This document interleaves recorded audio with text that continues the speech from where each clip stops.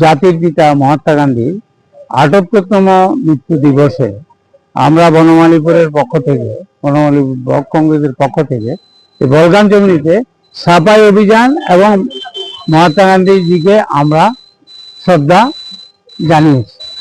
সুতরাং আজকের দিনটা আমার কাছে স্মরণীয়, কারণ মহাত্মা গান্ধীর আজকে প্রয়াণ দিবস। ওনাকে যারা মেরেছে, আমি বলবো, এখানে রাজনীতি করতে চাই না, আমি বলবো তাদেরকে পূজা করা হচ্ছে এই সরকার, বর্তমান সরকার। সুতরাং জাতির জনককে যারা হত্যা করেছে তারা আজকে পূজিত হচ্ছে, যে আনফর্চুনেট। এবং আজকের দিনে বলবো যে মহাত্মা গান্ধীর নামে কংগ্রেসের নেতৃত্বে, সোনিয়াজি, মনমোহন সিংজি, রাহুলজির নেতৃত্বে যেটা MGN রেগা হয়েছিল, গ্রামে গঞ্জে যেটা কাজ হয়েছিল, সেটাকে বন্ধ করে জি রামজি করেছে। জি রামজি ঠিক আছে, আগে ছিল যেটার পার্সেন্টেজ স্টেট 10%, MGN রেগা, আর সেন্ট্রাল গভর্নমেন্ট 90%। এখন বলে দিয়েছে স্টেট 40%, সেন্ট্রাল গভর্নমেন্ট 60%। তাইলে স্টেট কোথা থেকে পাবে 40%? সেটা ইনকাম কি? এটা detrimental to the interest of this scheme. এই স্কিমটা ফলপ্রসূ হওয়া খুব কঠিন এবং বিভিন্ন রকমের তার প্রতিবদ্ধকতা আছে এই স্কিম।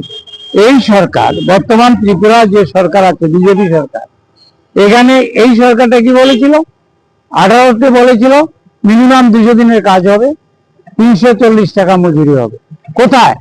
এখন যে জি যে তারা অ্যাক্ট এনেছে, যেটা লাগু করার চেষ্টা করছে, ওটার মধ্যে তো 340 টাকা মজুরি নেই, 200 দিন নেই, 125 দিন করছে।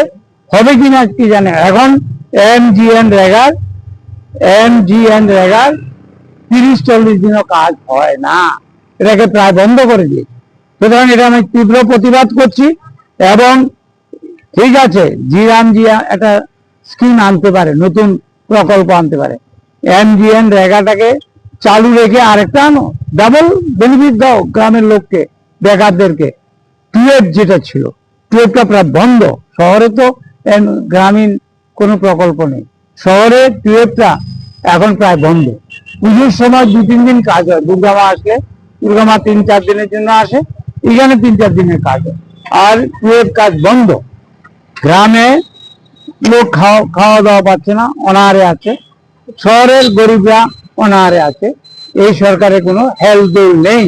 তাই আমি অনুরোধ করব, MGN রেগা চালু থাকুক, জি রামজিও তারা ইন্ট্রোডিউস করার চেষ্টা করুক।